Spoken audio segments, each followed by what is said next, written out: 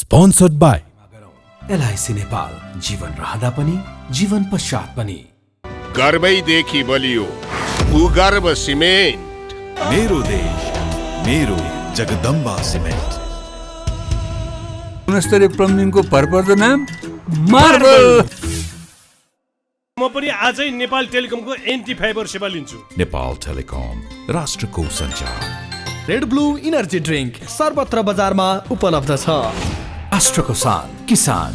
लिकेजको no tension. Pinnacle Academy, Lagankhil, Lalitpur, 25 years of excellence.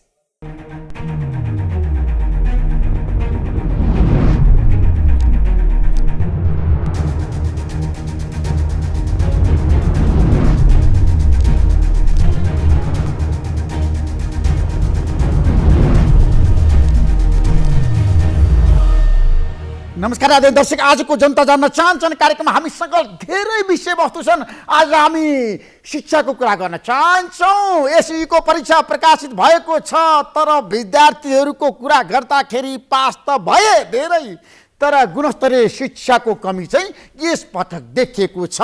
परीक्षाफल बाहिर आइरहँदाखेरि विद्यार्थीहरूमा त्यति उत्साह देखिँदैन। हाम्रो शिक्षा नीति कहाँ चुक्यो?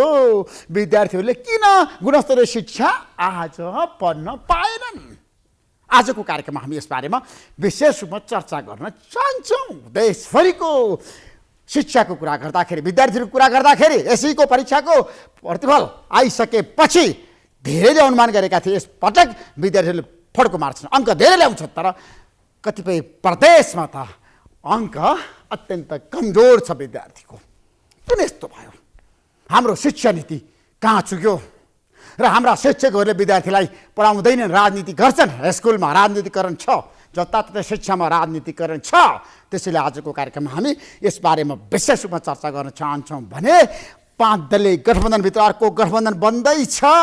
प्रचण्डको नेतृत्वमा समाजवादी गठबन्धन बन्ने, समाजवादी केन्द्र खोल्ने।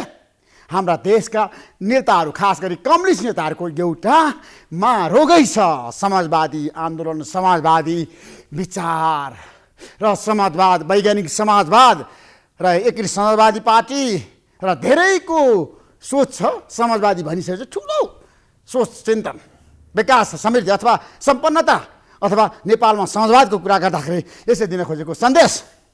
आज हामी यस बारेमा पनि विशेष रूपमा चर्चा गर्न चाहन्छौँ। समाजवादको कुरा गर्न चाहन्छौँ र थरी थरीका समाजवाद छन् हाम्रा देशमा। नेतै पछि समाजवादको व्याख्या हुन्छ। बिपी कोइरालाको समाजवाद, नेपाली कङ्ग्रेसको समाजवाद, एमालेको समाजवाद, माओवादी केन्द्रको समाजवाद, नेतृत्व विप्लवको वैज्ञानिक समाजवाद, नौलो जनवाद, मोहन विक्रम सिंहको अर्को समाजवाद, मोहन वैद्यको अर्को समाजवाद।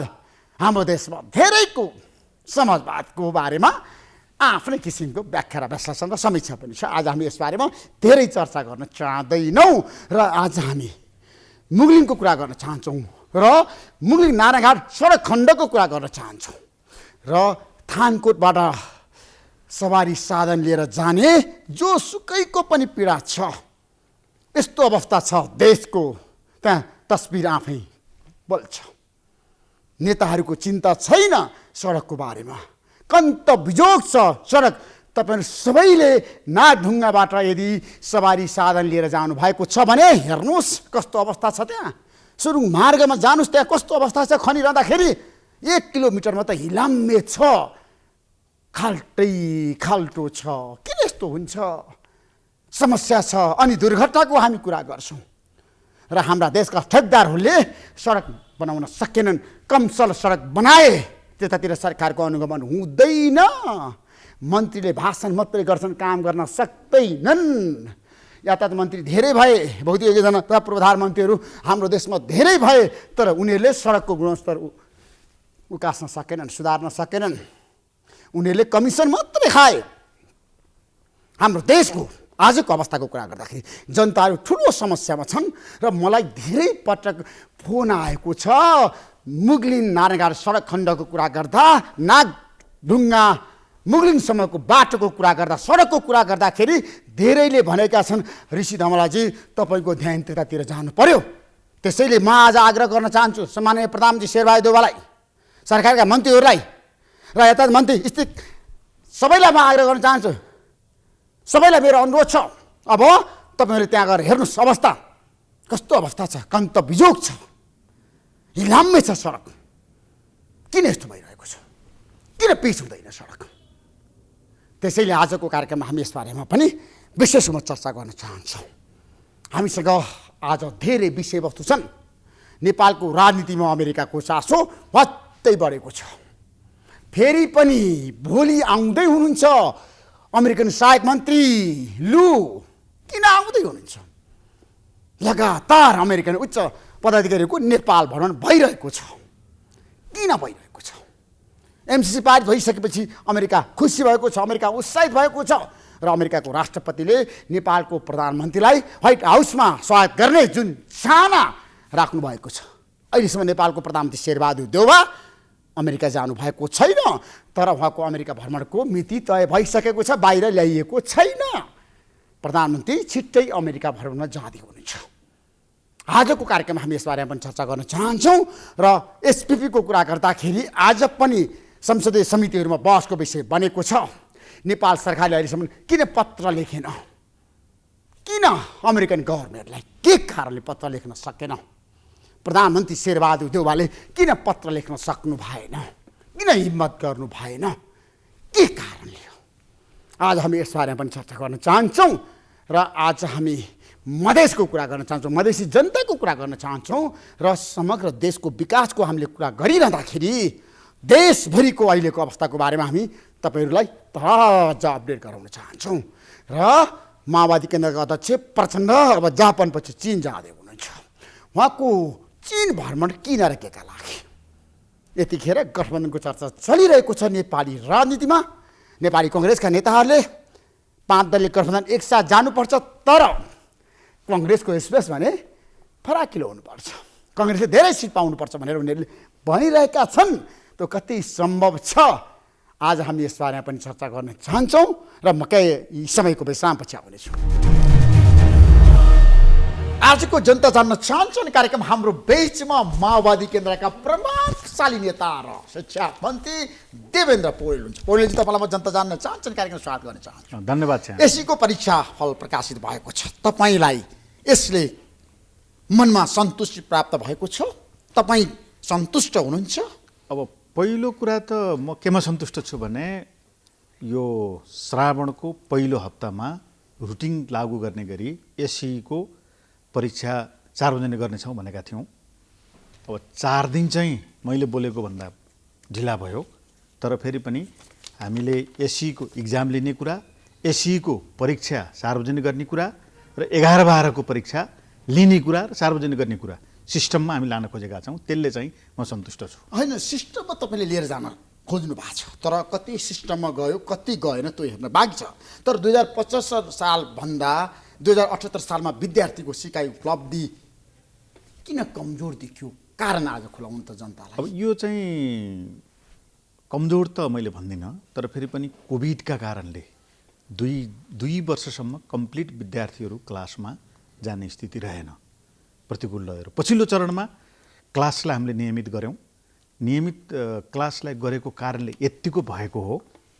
अहिले पनि कतिपयको के थियो भनेदेखि चाहिँ आन्तरिक रूपमा नै तयारी गरेर परीक्षाफल निकाल्ने कुरा, त्यसपछि गएर मापन गर्ने कुरा, विगत कोभिड चरणमा जे भएको थियो त्यही गर्नुपर्छ भन्ने दबाब थियो। तर हामीले त्यसलाई मानेनौँ, किनभने सिस्टममा लानको निम्ति अलिअलि विद्यार्थीहरूको शिक्षण सिकाइ प्रक्रियामा केही त्रुटि कमीहरू भए पनि फेरि सिस्टममा लानको निम्ति पढ्न प्रेरित गर्ने कुरा, विद्यार्थीलाई जाँचबाट निस्कने रिजल्टबाट प्रेरित गरेर मात्रै गर्नुपर्छ भनेर हामीले अगाडि बढायौँ। यहाँले भने जस्तो धेरै निराशाजनक छैन। तर पनि मन्जु 2076 र 2077 सालको एसीको नतिजा सम्बन्धित विद्यालयले पठाएकै अङ्कको आधारमा तपाईँहरूले सार्वजनिक गर्नुभएको थियो। तर अहिले जसरी विद्यालयले धेरै ग्रेड दिएकोले राम्रो नतिजा देखेको रहेछ नि त, त्यसका पछाडिका रहस्य त्यति बेला आन्तरिक रूपमा त्यति बेला चाहिँ कोभिड भएको हिसाबले विद्यार्थीको पढाइको समयावधि नगुमोस् भनेर मन्त्रालयको पनि स्वीकृतिमा सरकारकै निर्णय, मन्त्रालयको मात्रै होइन, निर्णयमा इक्जामै नलिइकन आन्तरिक रूपमा विद्यालयले पठाएको कतिपय उसका आधारमा परीक्षा बोर्डले काम गरेको हो। अहिले त्यो होइन।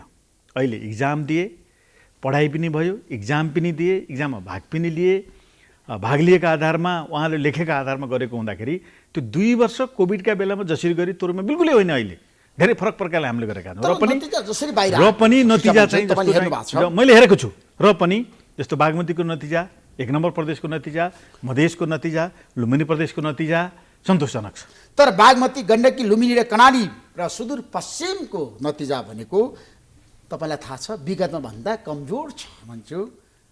1 नम्बर प्रदेश र मध्य प्रदेशको राम्रो छ, अङ्कको कुरा गर्दा तुलनात्मक रूपमा एकदम सन्तोषजनक छ।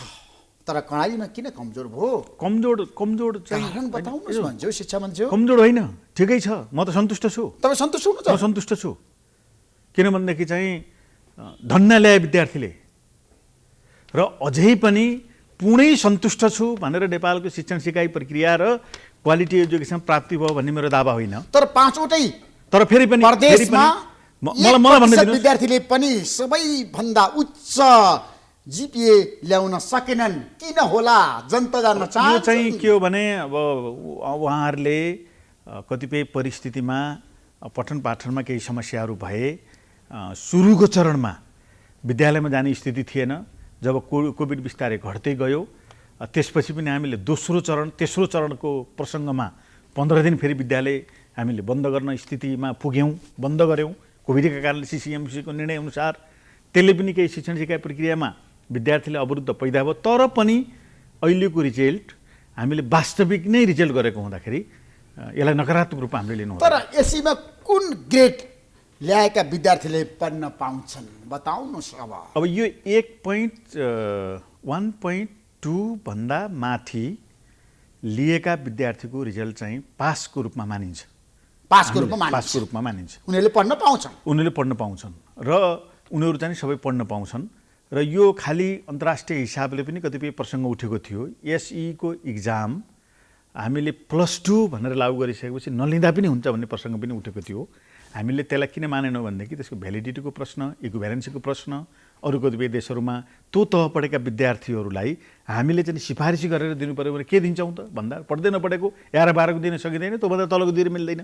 त्यस कारण विश्वभरि नै यसको इक्विभ्यालेन्सको समस्या भएको हुँदाखेरि एसीको परीक्षा लिनुपर्छ भनेर हामीले त्यसको बावजुद पनि हामी ल्यायौँ। तर फेरि पनि 11-12 कक्षामा पढ्ने गरी विद्यार्थीहरूलाई चाहिँ हामी सहजीकरण गर्छौँ र 11-12 मा विद्यार्थीहरूले थप मेहनत गर्नुपर्छ भन्ने कुरा यो चाहिँ रिजल्टले प्रमाणित गरेको छ। कमजोर ग्रेड ल्याएका विद्यार्थीहरूले फेरि परीक्षामा सहभागी हुनको लागि के व्यवस्था गरिएको छ जनता जान्न चाहन्छन् बताउनु। देशभरि मलाई अब यो आजै त ठिक तपाईँले भन्नुभएको आजै त हामी बस्दैनौँ, तर यो गम्भीर हामी यसको मापन गर्छौँ।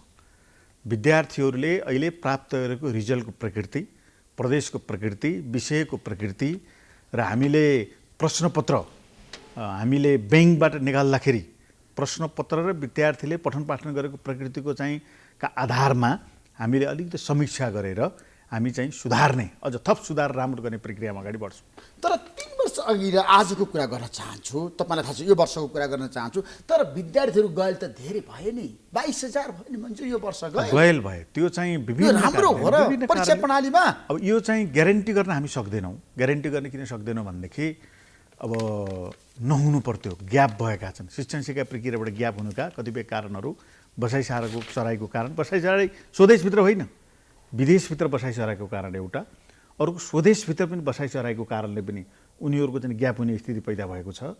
यी कतिपय कुराहरूलाई हेर्दा धेरै ठुलो सङ्ख्या ग्याप भएको जस्तो मलाई लाग्दैन। तर फेरि पनि यो आप्रवासनको समस्या, विदेश जाने समस्या, विदेशमा बाबुआमा गएको समस्या, यो कारणले र रेकर्डहरूमा पनि कतिपय ठाउँबाट कतिपय ठाउँमा गएको चाहिँ रेकर्ड बसाइ सराईको रेकर्ड चाहिँ फेरि कम्प्लिट चाहिँ तपाईँको सिस्टममा आइ नसकेको हुँदाखेरि यो डेटा देखिएको। त्यसमा भन्छु हाम्रो देशमा गुणस्तरीय शिक्षामा समस्या छ। अब समस्या छ, सुधारिँदै गएको छ। तर कतिपयको समस्या छ, सुधारिँदै गुणस्तरीय शिक्षा नेपाल र नेपालीको लागि अझै पनि अभाव छ। त्यो चाहिँ भन्न मिल्दैन। हेर्नुहोस् देशभरिको तपाईँले शिक्षा विभिन्न विद्यालय गएर देशभरि मैले विद्यालय गर्नु भएको छ नि त। कतिपय विद्यालयहरूले निकै राम्रोसँग मेहनत गरेका छन् र मेहनत गरेका विद्यालयहरूको शिक्षण सिकाइ प्रक्रियादेखि लिएर सिक्ने र सिकाउने कुराको गुणस्तर क्रमशः वृद्धि हुँदै गएको छ। त्यो राम्रो पक्ष हो र कतिपयमा हामीले मेहनत गर्नुपर्ने छ। मेहनत गर्नको निम्ति कतिपय नयाँ कुराहरूको खोजी नीति हामी गर्दैछौँ नेपालको शिक्षा प्रणालीले बेठिक छ भनेर जुन आरोप गरिन्छ हामी आफैले पढाएको प्रणाली होइन, शिक्षा प्रणाली बेठिक छ भनेर भन्नेहरू पनि छन्, तर राम्रो होइन त्यो छ भन्ने मलाई पनि छ। त्यस्तो लाग्दैन। म दृढतापूर्वक आफ्नै देशको शिक्षा मतहरू प्रणाली- विभाजित छन्। होइन, मत विवादै हुन सक्छन्। अमेरिका पनि त राम्रो छैन नि त, सबै समीक्षा गर्दा फरक प्रकारको छ नि। अमेरिका गएर सोध्नुभयो भने अरू देशको चाहिँ पढाइ राम्रो भन्नुहुन्छ, हामीले सोध्दा अमेरिकाको राम्रो भन्छौँ।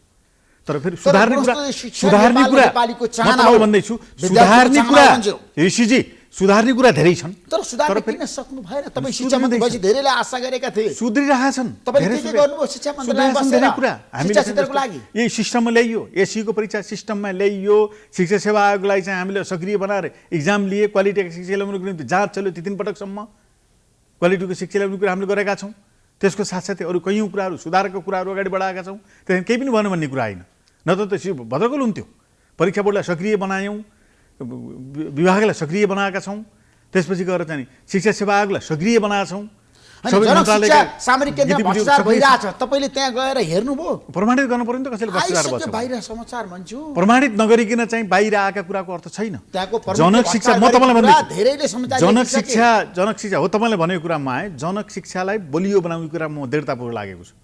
जनक शिक्षा जस्तो संस्था डुब्न दिनुहुन्न। तपाईँले चिन्नुभएको छ त्यहाँको प्रमुख अनिल झालाई? मैले चिनेछु, मैले चिनेको उहाँको कार्यकालमा कति भ्रष्टाचार भएको छ तपाईँले छानबिन गर्नुभएको छ? चाहिँ मैले छानबिन गर्ने कुरा होइन, त्यो चाहिँ तपाईँ के हेरेर बस्नु भएको छ? मैले हेरेको छानबिन गर्दैन? आएको कतिपय प्रमाणित नभएको कुरा मैले तपाईँले यहाँ सोधेर मैले जवाब दिन मिल्छ?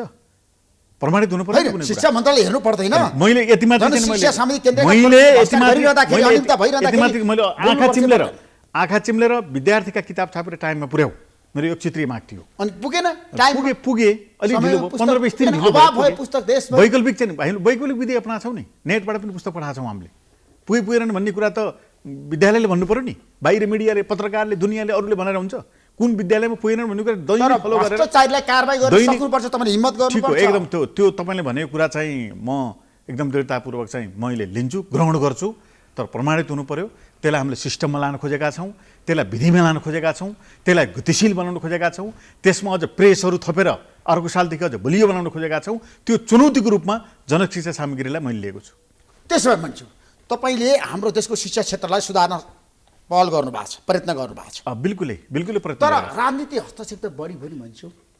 अब यो चाहिँ आंशिक रूपमा मान्छु मैले, किनभने आंशिक रूपमा यस अर्थमा मान्छु कि शिक्षकहरू, प्राध्यापकहरू र विद्यालय कर्मचारीहरू र विद्यालयसित सम्बन्धित अभिभावकहरू शिक्षण सिकाइ प्रक्रिया र क्वालिटी एजुकेसनमा केन्द्रित भएर लाग्नुपर्छ। त्यहाँ कहीँ न कहीँ अभाव भएको, बढी सङ्गठनहरूले आफ्नो हक अधिकारको निम्ति मागहरू अगाडि बढाउँदै गएको, त्यो माग प्राप्ति नहुँदाखेरि विद्यार्थीको भविष्यप्रति केन्द्रित हुने होइन, आफूले भनेको कुरा प्राप्ति भयो कि भएन भनेर बढी अलिकति त्यसमा बढी केन्द्रित भएको मैले पाउँछु।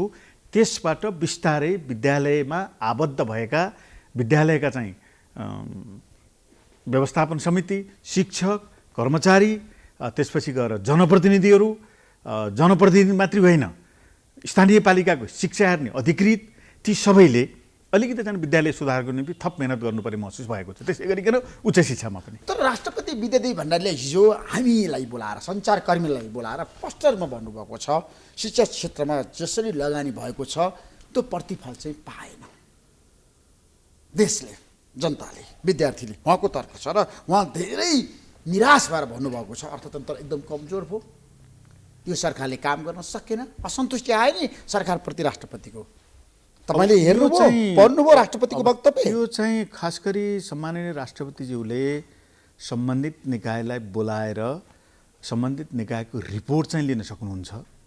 उहाँलाई हामीले गरेको चाहिँ संविधानको व्यवस्था अनुरूप सरकारको बारेमा अरू कतिपय बारेहरूमा क्रिएटिभ भएर चाहिँ प्रतिक्रिया गर्ने, टिका टिप्पणी गर्ने, पत्रकार सम्मेलन गर्ने अथोरिटी हाम्रो संविधानले एक्टिभ पोलिटिक्सको निम्ति दिएको छैन। राष्ट्रपतिले पत्रकार सम्मेलन गर्न पाउनुहुन्न, आफ्नो कुरा राख्न पाउनुहुन्न। उहाँले पाउनुहुन्छ, आफ्नो कुरा सरकारवाला पक्षहरूलाई बोलाएर बुझ्ने, सोध्ने गर्न पाउनुहुन्छ। तर क्रिएटिभ रूपमा भूमिका निर्वाह गर्ने अथोरिटी संविधानले दिएको छैन। त्यो पद भनेको चाहिँ देशको पहिलो पद हो, सम्माननीय मध्यको पनि फर्स्ट पद भएको हुँदाखेरि त्यो पदले संविधान गरेको व्यवस्था अनुसार अगाडि बढ्नुपर्छ। उहाँलाई मैले आरोप लगाउनु यो भने होइन, तर फेरि पनि यो अर्थतन्त्र यस्तो भयो उस्तो भयो यहाँ भयो त्यहाँ भयो भन्ने उहाँले कुरा त फजुल उहाँले सोध्न खर्च नियन्त्रण सक्नुहुन्छ। गर्न सरकारले सकेन, सरकार त्यो चुक्यो प्रतिपक्ष भन्नुभएको आफै छ नि, उहाँले बोल्नु पर्दैन। प्रतिपक्षले बोलाइ छ नि त, दिनदिनै आलोचना गरिरहेको छ, मै सदनमा छु, दिनदिनै उभिनु भएको छ, बोल्नु भएको छ, समितिहरूमा छलफल चलाएको छ, जताततै चलिरहेको छ नि। त्यसमा चाहिँ राष्ट्रपति आफै बोल्नुपर्छ भन्ने मलाई लाग्दैन। प्रतिपक्ष बोलिरहेको छ, राष्ट्रपतिले आलोचकहरू राजनीतिमा बोलिरहेको चासो छ। राख्न मिल्छ मिल्दैन। अब राष्ट्रपति एउटा चाहिँ देशको सम्मानित व्यक्तित्व भएको हुँदाखेरि मनमा चासो राख्नु, कतिपय चाहिँ प्रसङ्गमा चासो प्रकट गर्नु, आजको लोकतान्त्रिक प्रणालीमा व्यक्तिको चाहिँ नैसर्गिक अधिकार सामान्य राष्ट्रपतिलाई झन् बढी छ। तर फेरि पनि संविधानले दिएको निर्दिष्ट गरेको लक्ष्यभन्दा बाहिर गएर सक्रिय राजनीतिमा राजनीति फिल्डलाई प्रभाव पार्ने गरी त्यस्तो प्रकारको अधिकार राष्ट्रपति सामान्य राष्ट्रपतिको पदलाई नेपालको संविधानले दिएको छैन। खालि चाहिँ सरकारले गरेका निर्णयहरू प्रमाणीकरण गर्ने, सरकारले गरेका निर्णयहरू चाहिँ सरकारले गरेको सिफारिसलाई कार्यान्वयन गर्ने, यस प्रकारका केही प्रावधानहरू संविधानले सामान्य राष्ट्रपतिको पदको हकमा निर्णय गरेको छ। त्यही सीमाभित्र रहेर कार्य सम्पादन गर्नुपर्छ। त्यस्तो शिक्षा मन्त्रीको नाताले तपाईँले के बताउनुहोस् भन्दाखेरि राष्ट्रपतिले शिक्षामा स्वास्थ्यमा रुचि राख्न त मिल्छ नि, होइन? मिल्छ। मैले पनि 4-5 सुझाव दिन मिल्छ नि मिल्छ राष्ट्रपतिले एकदम। तपाईँलाई? त्यसमा एकदम सम्मान, त्यसपट्टि मैले सम्मान पनि व्यक्त गर्छु। 2-4 स्कुल चाहिँ हामी सँगै हेर्न पनि गयौँ। अस्ति नै सिन्धुपाल्चोको एउटा स्कुल मर्ज गरेर बनेको चाहिँ स्कुल हेर्न हामी सँगै गयौँ र उहाँले चाहिँ झन्डै चाहिँ 2 पटक 3 पटक मलाई बोलाएर कुरानी गर्नुभयो, खास गरी शिक्षासित सुधारियोस् भनेर। त्यसरी चाहिँ उहाँले हामी मार्फत वा राज्यको सरकारको निकायहरूलाई चाहिँ सदिच्छा प्रकट गरेर सुधार्ने चाहिँ कतिपय आफ्नो इच्छा प्रकट गर्ने कुरालाई हामीले सहजतापूर्वक लिन्छौँ, पाउनुहुन्छ। त्यसमा गुणस्तरीय शिक्षामा तपाईँले हेर्नु भएको छ, निहाल्नु भएको छ, होइन? मैले अघि पनि तपाईँलाई प्रश्न सोधेँ। अब विद्यार्थीहरू भर्ना गर्नको लागि छ नि जुन किसिमको मौसम सुरु भयो, अब एससीको परीक्षा आइसकेपछि विद्यार्थी त अब कलेजमा पढ्न जान्छन्, तर महँगो शिक्षा चाहिँ हाम्रो देशमा किन व्यापारी? एससीले अझै 11-12 कक्षा पार गर्नुपर्छ। भदौमा हामीले चाहिँ 11-12 कक्षाको एक्जाम लिन्छौँ, त्यसपछि मात्रै चाहिँ उच्च शिक्षामा विद्यार्थी जान्छन्। उच्च शिक्षामा जाँदा पनि उच्च शिक्षा हो, तपाईँले भन्नुभएको कुरा। उच्च शिक्षामा जाँदाखेरि पक्कै पनि यो चाहिँ सबै यो महँगो भयो नि। एससीको चाहिँ इक्जामको परिस्थिति हेर्दाखेरि अलिक सुधार गर्नुपर्ने छ, तर सस्तोमा पनि पढाउन सकिन्छ। त्रिभुवन विश्वविद्यालयका धेरै कलेजहरू 1120वटा कलेजहरू छन् त्रिभुवन विश्वविद्यालयका। पढ्नु पऱ्यो नि विद्यार्थीले, अनि पठन पाठन राम्रो भएन भने भन्नु पऱ्यो नि। पक्कै पनि चाहिँ क्वालिटीको मैले अहिले पनि भनिसकेँ, शिक्षा जनतालाई दिने बारेमा केही समस्याहरू छन्, तर फेरि पनि जहाँ सस्तो छ, जहाँ सम्भावना छ, त्यही प्रतिस्पर्धा गरेर पढ्ने कुरा पनि विद्यार्थीको निम्ति जायज छ। मन्जु, अब 5 दलीय गठबन्धन सँगसँगै चुनावमा जाने भनेर तपाईँले भनिरहनु भएको छ, तर फेरि प्रचण्डले गठबन्धनभित्र अर्को गठबन्धन बनाइदिनु भयो, समाजवादी केन्द्र। किन र के लागि बनिसकेको छैन? गठबन्धनभित्रको गठबन्धन होइन, तर प्रचण्डले प्रस्ताव गर्नु भएको बिल्कुल छ समाजवादी केन्द्र। बिल्कुल होइन, गठबन्धनभित्रको गठबन्धन होइन। पक्कै पनि विचार, दर्शन, दृष्टिकोण मिल्नेहरूको बिचमा कहिलेकाहीँ चाहिँ एकताका प्रसङ्गहरू चल्छन्, कहिलेकाहीँ अलिकति सहकारका प्रसङ्गहरू चल्छन्। कम्युनिस्ट पार्टी भनेर आएकाहरूको बिचमा कहिलेकाहीँ चाहिँ हामी के विषयमा मिल्न सक्छौँ भनेर चलेको छलफल हो। त्यो चाहिँ गठबन्धनभित्रको कसैलाई अप्ठ्यारो पार्ने गरी गरिएको षड्यन्त्रपूर्ण गठबन्धन बिल्कुल होइन। त्यो गर्नु चाहिँ राजनीतिमा इमान पनि प्रकट हुन्छ। बिल्कुल होइन। त्यसको निम्ति कङ्ग्रेसले नै राम्रोसँग बुझेको छ। त्यो म यहाँ मार्फत भन्न चाहन्छु, कङ्ग्रेसले पनि गठबन्धनमा कसको हैसियत के हो भन्ने कुरो राम्रोसँग बुझेको छ। त्यसकारणले गठबन्धनभित्रकाहरूले कङ्ग्रेसलाई थप बार्गेनिङ गर्नुको निम्ति अर्को गठबन्धन बनाएर देखाउने गरी वा बार्गेनिङको निम्ति माओवादीले अथवा प्रचण्डले गठबन्धन समाजवादी केन्द्र त चाहिँ छुटफुट रहेको जस्तो माओवादीबाट छुटेर जनमुखलाई एकता कङ्ग्रेस बनाएको छौँ हामीले। उहाँले प्रस्ताव हो, त्यही हो। त्यो के हो भनेदेखि चाहिँ उहाँले चाहिँ नाम फेर्नुहोस् भन्नुभएको छ।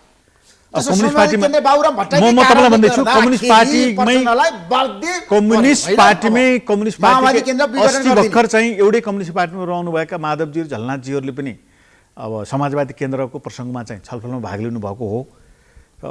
हिजो त एउटै पार्टी थियौँ नि हामी। त्यसकारणले यो चाहिँ कसैले देखाउनुको निम्ति होइन, अलिअलि आधारभूत रूपमा मिल्नेहरू चाहिँ कतै एकता गर्न सकिन्छ कि भनेर चलेको छलफल हो। त्यसो हो भने चुनावमा एउटै चाहिँ मोर्चा वा एउटै चाहिँ चुनाव चिन्हमा जान सकिन्छ कि सकिने, पार्टी एकता गर्ने हो भने भन्ने हिसाबले उहाँहरूसँग कुरा चलेको। एउटै चुनाव चिन्हमा लड्ने अब त्यो प्रश्न माधव नेपाल, झलनाथ खनाल, बाबुराम भट्टराई बाहिर आइसक्यो। अनि यो चाहिँ के हो भने अलिकति चुनावको प्रसङ्गमा यो गठबन्धन समाजवादी केन्द्र गठबन्धनभित्रको गठबन्धन होइन। गठबन्धन ऋषिजी, गठबन्धनभित्रको गठबन्धन होइन।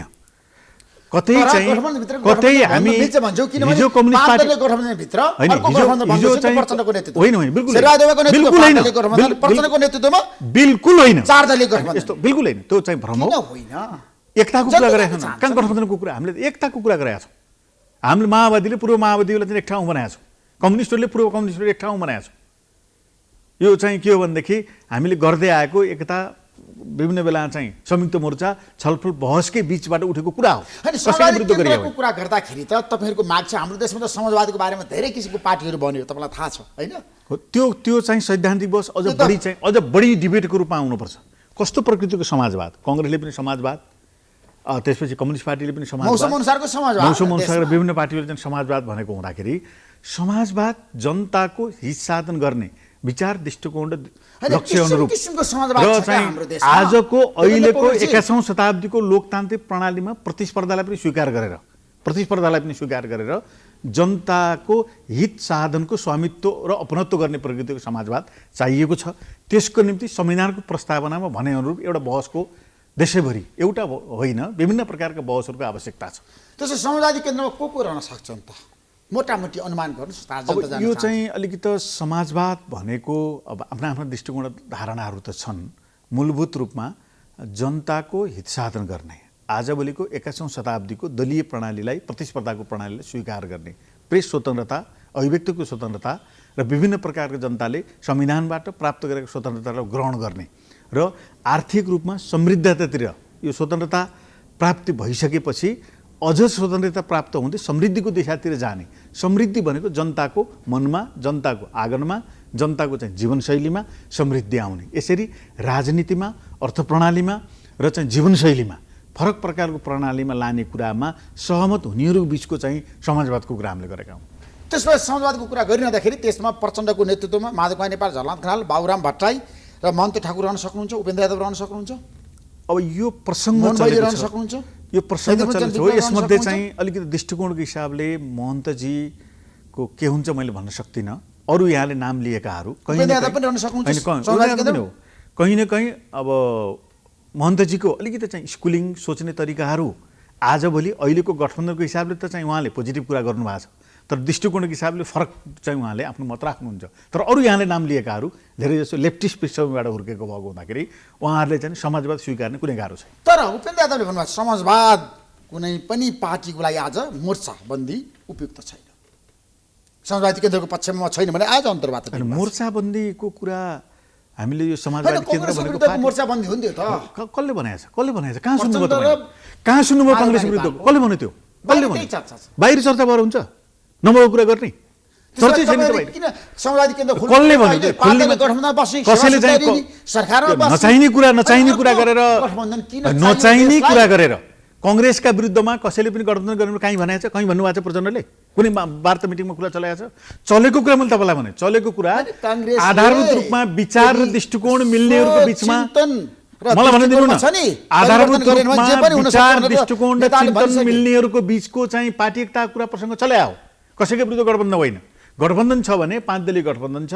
केपी ओलीजीको नेतृत्वमा रहेको तत्कालीन सरकारले गरेका क्रियाकलाप र गतिविधिसित विमति राख्नेहरू, जसले त्यसलाई चाहिँ प्रतिगमनकारी चाहिँ क्रियाकलाप र गतिविधि भने, उनीहरूको बिचको गठबन्धन चाहिँ त्यही नै मूल प्रधान र महत्त्वपूर्ण गठबन्धन हो। तर गठबन्धन तपाईँहरू शेरबहादुर देउवाको विरुद्धमा छ नि, केपी शर्मा ओलीसँग मिल्न सक्नुहुन्छ। कसले बनाएको छ यो? अहिले कसले बनाएको छ? कम्युनिस्टहरूको त सहकार्य कसले बनाएको छ अहिले? जो सबै हुन भनेकै सक्छ। काङ्ग्रेस अब विरुद्ध हुनै तपाईँ मोर्चाबन्दी सक्दैन, कसरी हुनै जान सक्दैन त सक्नुहुन्छ? म भन्दिनँ। प्रचण्ड र ऋषिजी, केपी शर्मा ओलीको बिचमा म तपाईँलाई भन्दैछु, सहकार्य भएको होइन। हुनै सक्दैन त मैले भन्दिनँ। तर अहिले आज नेपाली कङ्ग्रेसको नेतृत्वमा सरकार छ, 5 दलीय गठबन्धन छ। आजको अहिलेको गठबन्धन त्यही हो। योभन्दा अर्को कुरा कसैले गरेकी तर निर्वाचनमा काङ्ग्रेसमा तपाईँहरूको कुरा मिलेन भने तपाईँहरूले एमालेसँग सहकार्य गर्ने सम्भावना कति छ? यस्तो आकाश खसे के हुन्छ भन्ने कुरा नगरौँ। भन्नुहोस् न तपाईँ। आकाश खप्दैन भोलि। तपाईँ त एमालेसँग गठबन्धन गर्नुपर्छ भने आकाश- पहिला लागेको नेता हो। आकाश चाहिँ खस्दैन माओवादी भोलि। केन्द्र एमाले मिलाउनु तपाईँ लागेको मान्छे हो। सकेसम्म सबैलाई नफुटोस्, थाहा छ। सकेसम्म नेकपा नफुटोस् भन्ने लागेको म। अनि सकेसम्म नेकपा नफुटोस् फुट्यो, भन्ने। 4 चिरा भयो। अब अहिले पनि अब कतिपय चाहिँ एमाले पृष्ठभूमिका साथीहरूले औपचारिक वार्ता भएको छैन। अनौपचारिक रूपमा उहाँहरूले पनि तपाईँले वार्ता गरिरहनु भएको छ एमालेको नेताहरूसँग। पश्चातापको महसुस सूचना छ। गर्नुभएको छ। हामीले पनि पश्चाताप कमसेकम चाहिँ त्यो नफुटेको भए के हुन्थ्यो भन्ने पश्चाताप छ। तर अहिले चाहिँ यो कारणले जुन हिसाबले त्यति बेला संविधान प्रणाली, कतिपय चाहिँ हाम्रा लोकतान्त्रिक मूल्य मान्यताहरू, दुईपटक संसद विघटन लगायत जुन प्रकरणहरू भए ती प्रकरणहरू चाहिँ हामीले ल्याएको यो प्रणाली विपरीत भएको हुँदाखेरि अझै पनि ती सबै कुरा सच्चिए भन्ने पक्षमा हामी छैनौँ। त्यसकारण अहिले औपचारिक रूपमा उहाँहरूसँग हाम्रो कुरा कहीँ कतै पनि भएको छैन, औपचारिक सिटको भयो। बाँडफाँडको कुरा मिलेन भने वामदेव गौतमले पनि भन्नुभएको छ अब समाजवादी केन्द्र त वामदेव गौतम पनि रहनुहुन्छ। हो यसमा चाहिँ बारेमा हो तपाईँले भने लाइभ गर्नुभएको छ। यसमा चाहिँ यो गठबन्धन यो सबै कुरा अहिले नेपाली कङ्ग्रेसले पनि के स्वीकार गर्नुपर्छ भने मैले चाहिँ नेपाली काङ्ग्रेसलाई सम्मान गर्दै के भन्न चाहन्छु भने नेकपा हुँदा त कङ्ग्रेसलाई जित्न धेरै ठाउँ गाह्रो भयो नि। त्यसको केही समयपछि भएको चाहिँ नेकपाको विभाजनपछिको गठबन्धनमा हुँदा त काङ्ग्रेस पहिलो भयो नि। अनि गठबन्धनका कारणले चाहिँ म पहिलो भएको भन्ने कुरा कङ्ग्रेसले बुझ्नु जरुरी छ त्यो कुरा। त्यस कारणले कङ्ग्रेसले पनि अब अरूलाई चाहिँ सिट दिने होइन, गठबन्धन कायम गरेर गठबन्धनका सहयात्रीहरूलाई कङ्ग्रेस जस्तो पार्टीले जसले लोकतन्त्रको सबभन्दा बढी अग्रणी भूमिका मैले निर्वाह गर्छु भन्नुभएको छ उहाँहरूले, त्यो पार्टीले सबैलाई मिलाएर लिएर जाने, सबैको चाहिँ अस्तित्वलाई स्वीकार गर्ने, सबैको भूमिकालाई कदर गर्ने, मैले बुझेअनुसार शेरबहादुरजीले त्यो कुरा भुलिरहनु भएको छ। त्यो भूमिकामा काङ्ग्रेस अझ निखर भएर, अझ परिपक्व भएर, अझ चाहिँ प्रभावकारी भएर अब आउँदो चुनावमा त्यो रूपमा आउनु जरुरी छ। शेरबहादुर देउवा सफल प्रधानमन्त्री हो, 1 वर्षको तपाईँले मूल्याङ्कन गर्नुहोस् त। अब ठ्याक्कै भन्छ सिधा उत्तर दिनु। उहाँ चाहिँ गफ गर्ने काम नगर्ने स्वभावको हुनुहुन्न, कम बोल्ने, आवश्यक कुरा बोल्ने, कुनै पनि चाहिँ उहाँले बोलेको कुरा तपाईँले विवादित भएको देख्नुहुन्न। किनभने जे कुरा गर्ने हो, हामी धेरैपटक क्याबिनेटमा हामी बस्छौँ, मैले हेरेँ एकदम चाहिँ नहुने कुरा धेरै बोलेर मान्छेलाई प्रभाव पार्ने शैली पनि छैन। जति कुरा गर्ने हो त्यति बोल्ने, बोलेको कुरा लागू गर्ने स्थितिमा हुनुहुन्छ। यो सरकारको आयु कम थियो, फेरि पनि नीति कार्यक्रम बजेट यो सरकारले ल्यायो, तर अब असफल प्रधानमन्त्री मैले भन्दैन। शेरबहादुर सफल प्रधानमन्त्री हो तपाईँको नाता, दृष्टिकोण, विचार सन्तुलित हिसाबले उहाँले आवश्यक पर्ने निर्णयहरू गठबन्धनमा सहमति भएर गर्नुभएको छ। जस्तो कतिपय वैदेशिक डिलिङ गर्ने कुरा पनि गठबन्धनमा सल्लाह गरेर उहाँले गर्नुभएको छ। जस्तो चाहिँ विभिन्न प्रकारका अन्तर्राष्ट्रिय प्रकरणहरू आए त्यसमा चाहिँ दृढतापूर्वक चाहिँ उहाँले गठबन्धनको सल्लाह अनुसार नै काम कार्य सम्पादन गरेको हुँदाखेरि केही फरक पार्टी भएको हुँदाखेरि विचार दर्शन दृष्टिकोणमै अन्तर्राष्ट्रिय परिघटनाहरू हेर्ने बारेमा फरक सोचहरू होलान्, तर फेरि पनि गठबन्धनमा गरेको सहमतिको मूल्य मान्यता अनुसार उहाँ अगाडि बढ्नुभएको। तर प्रचण्डको भारत भ्रमणपछि फेरि पनि उहाँ जापान हुँदै चीन जाँदै हुनुहुन्छ। चुनावको मुखमा एउटा शीर्ष नेता माओवादी केन्द्रको अध्यक्ष चीन जानु भनेको कम्युनिस्टहरूलाई मिलाउनको लागि, कङ्ग्रेसको विरुद्धमा महागठबन्धन बनाउने केपी शर्मा ओली, प्रचण्ड, माधव नेपाल, त्यो कति सम्भावना छ? चीनको दबाब पनि छ तपाईँलाई? सम्भावना छैन। यद्यपि चाइनिजहरूको आफ्नो चाहना होला, विभिन्न प्रकारले भएका छलफलमा प्रस्ताव पनि छ। उहाँहरूले पनि अर्को देशमा आएर जबरजस्ती चाहिँ तपाईँहरू मिल्नुहोस्, तपाईँले यो गर्नुहोस् भनेर निर्देशन गर्नुभएको छैन। उहाँहरू चाहिँ कम्युनिस्ट पार्टी भएको हुँदाखेरि कम्युनिस्ट पार्टी एउटै भइदिए राम्रो हुन्थ्यो भन्ने उहाँहरूको इच्छा होला, छ भन्नु पनि भएको छ। तर प्रचण्ड चाहिँ त्यही उद्देश्यको निम्ति चाइना जान खोज्नुभएको भन्ने कुरा होइन। यी अलग अलग संयोग हुन्। भारत जाने कुरा पनि अलग प्रकारले सेटिङ तय भएको कुरा हो, चाइना जाने कुरा पनि अलग प्रकारले तय भएको कुरा हो। तर चीन, भारत, जापान जस्ता महत्त्वपूर्ण देशहरूमा गएर अन्तर्राष्ट्रिय सम्बन्ध सुधार गर्ने कुरा प्रचण्डले पहल गर्दा त्यसलाई सकारात्मक लिँदा हुन्छ, राम्रै हुन्छ। त्यसो चीनको प्रभाव नेपाली राजनीतिमा परेको छैन, त्यो कुरा त मान्नुहुन्छ नि त? अब चीन पनि एउटा कम्युनिस्टलाई मिलाउन चाहन्छन्, पनि एउटा छिमेकी मित्र राष्ट्र हो, असंलग्न परराष्ट्र नीति नेपालले लिएको छ। त्यसप्रति चाहिँ हाम्रो पार्टी पनि, अहिलेको सरकार पनि, गठबन्धन पनि नेपाल पक्ष नै दृढ छ।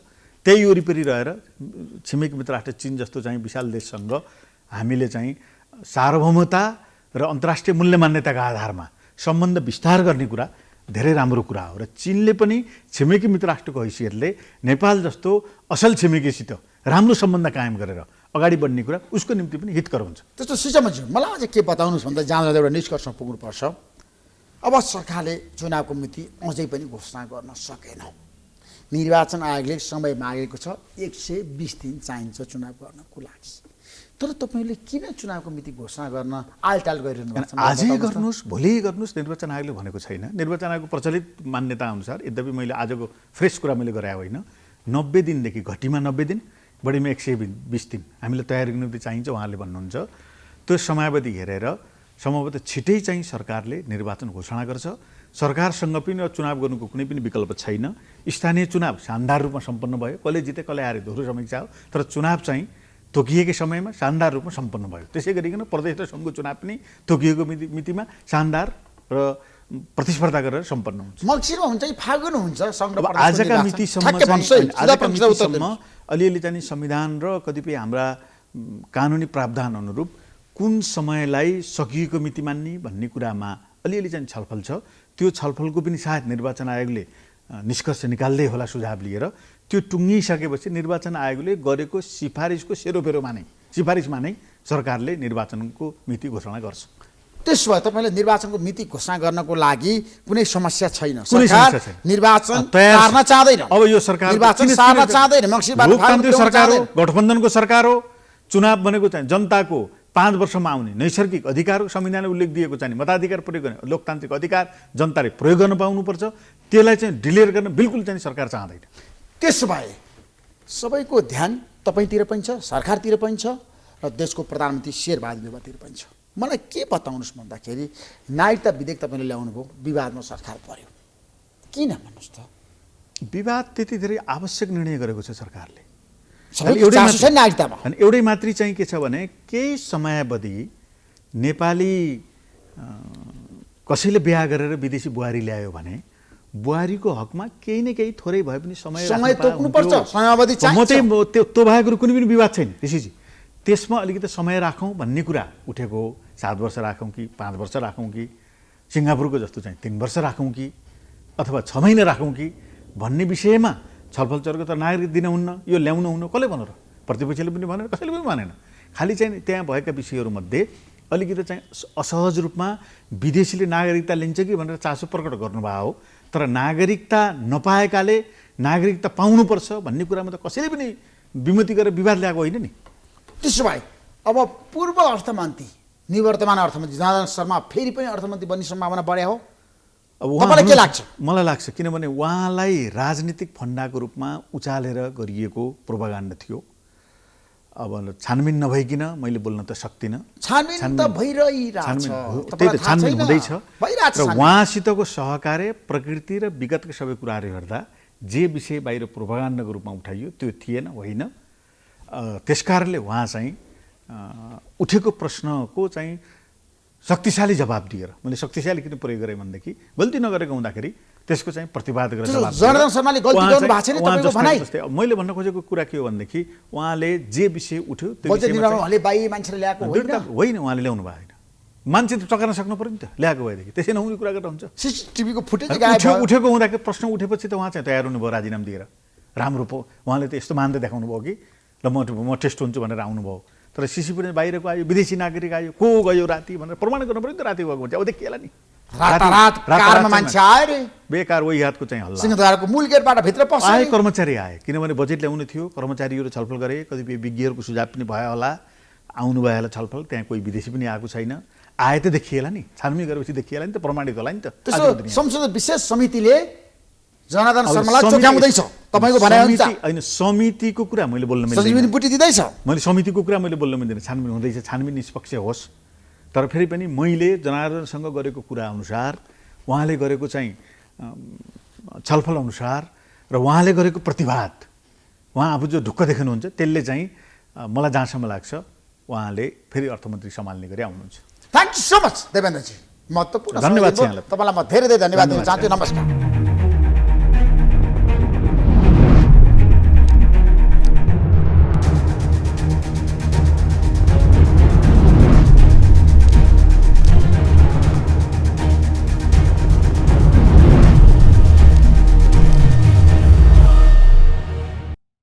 Sponsored by एलआइसी नेपाल, जीवन रहँदा पनि जीवन पश्चात पनि। गर्वैदेखि बलियो भूगर्भ सिमेन्ट। मेरो देश मेरो जगदम्बा सिमेन्ट। गुणस्तरीय प्लम्बिङको भरपर्दो नाम मार्बल।